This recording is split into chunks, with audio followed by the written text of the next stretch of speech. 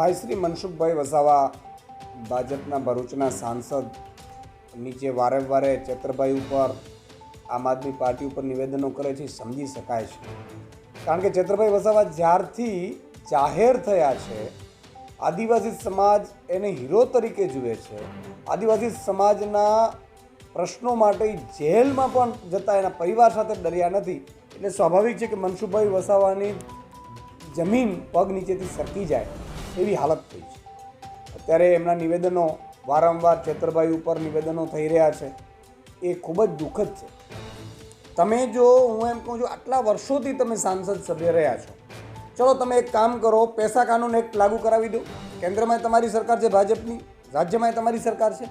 અચ્છા, અનુસૂચિ 5 લાગુ કરી દો આદિવાસી સમાજ માટે, અથવા આદિવાસી સમાજની શિષ્યવૃત્તિ છોકરાઓ નથી મળી, અપાવી દો. હાલો ચાલો તમે આદિવાસી સમાજના ત્યાં રસ્તાઓ નથી. આજે 29 વર્ષ ત્યાં ગુજરાતમાં ભાજપની સરકાર છે, કેન્દ્રમાં 10 વર્ષની સરકાર છે, દવાખાના સારા નથી, આદિવાસી સમાજને ત્યાં ગામડાઓમાં સારી સ્કૂલો નથી, સારા ટીચર્સ નથી, ત્યાં પૂરતી સંખ્યા નથી. તો તમે આદિવાસી સમાજ માટે કરી તો કંઈ શક્યા નથી.